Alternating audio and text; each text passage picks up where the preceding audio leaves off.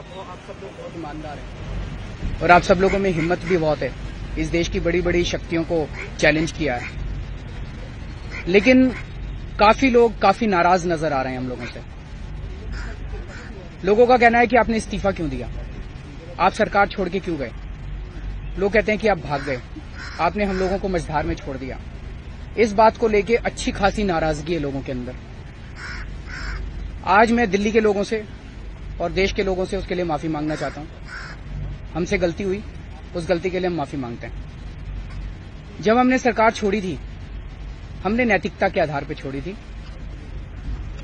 हमने सोचा था कि हमें अपने प्रिंसिपल से कॉम्प्रोमाइज नहीं करेंगे, लेकिन हमें नहीं पता था कि उसको इस तरह से लोग मिस इंटरप्रेट करेंगे। तो मैं उसके लिए लोगों से माफी मांगता हूं। अब चुनावों के जब मैंने ये जानने की कोशिश की कि लोग नाराज क्यों हैं, तो पता चला कि हम लोग बिजली के बिल आधे करके गए थे। हम लोगों ने 49 दिन की सरकार में पानी फ्री कर दिया था लोगों के लिए। 49 दिन की सरकार में पुलिस वालों ने और अन्य लोगों ने, अन्य सरकारी कर्मचारियों ने पैसे लेने, रिश्वत लेनी बंद कर दी थी। लेकिन जैसे ही हमने सरकार छोड़ी, वैसे ही कांग्रेस की जो यूपीए की सरकार थी केंद्र में, उन्होंने राष्ट्रपति शासन लगा दिया और दिल्ली के लेफ्टिनेंट गवर्नर के थ्रू उन्होंने बिजली के बिल फिर से बढ़ा दिए।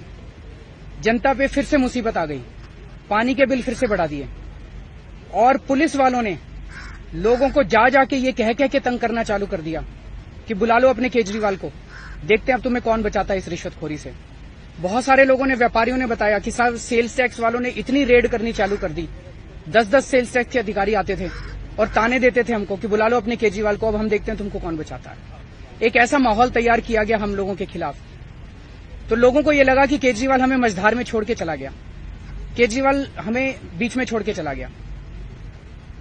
अब जब से लोकसभा के चुनाव खत्म हुए हैं, मैं दिल्ली में घूम रहा हूं और पिछले हफ्ते भर से मीडिया में कुछ रिपोर्ट्स आ रही हैं, सरकार बनने वाली है, सरकार बनने वाली है। अब जहां भी मैं जा रहा हूं, जनता मुझे घेर लेती है और जनता कहती है जी एक गलती तो हो गई आपसे, अब दूसरी गलती मत कर देना, इस बार सरकार बना लो। इस बार अगर आपने सरकार बना के हमको रिलीफ नहीं दिलाया तो फिर जनता आपको कभी माफ नहीं करेगी। इस बार भी अगर आपने सरकार नहीं बनाई तो जनता आपको कभी माफ नहीं करेगी। हमने सोचा कि इस बार हम निर्णय, इस्तीफे के दौरान हमने सबसे बड़ा गलती ये की कि हमने जनता से नहीं पूछा। इस बार हम अपनी मर्जी से निर्णय नहीं लेंगे, हम जनता से पूछ के निर्णय लेंगे, जनता से रायशुमारी करेंगे। तो इसीलिए हम लोगों ने परसों एक चिट्ठी बनाई थी, जो शायद कल सुबह एलजी के यहां डिलीवर हुई थी, कि हम लोग जनता से रायशुमारी करना चाहते हैं कि दिल्ली में सरकार बने या ना बने। इसलिए आप हफ्ते भर के लिए, अगर आप सोच रहे हो कि डिसॉल्व करोगे असेंबली, तो डिसॉल्व मत कीजिएगा, हफ्ते भर के लिए रोक लीजिएगा। लेकिन अब जो घटनाएं घटी हैं, उससे ये लग रहा है कि दिल्ली में सरकार बनाने की संभावनाएं लगभग नेग्लिजिबल हैं, लगभग जीरो हैं। तो ऐसी परिस्थिति में अब रायशुमारी करने का कोई सवाल नहीं उठता, रायशुमारी करने का कोई फायदा नहीं है जब अगर सरकार बनने की संभावना ही नहीं है। तो अभी विधायक मंडल की मीटिंग हुई थी हमारी और सब लोगों ने अब ये फैसला किया है कि चुनाव की तैयारी करो, चुनाव में जाएंगे, जनता के बीच में जाएंगे, आने वाले हफ्ते 10 दिन में पूरी दिल्ली में खूब सभाएं करेंगे, सभाओं में जाके दिल्ली की जनता से माफी भी मांगेंगे और आगे उनको भरोसा दिलाया जाएगा कि इस बार पूर्ण बहुमत दीजिए और 5 साल की सरकार बनाएंगे।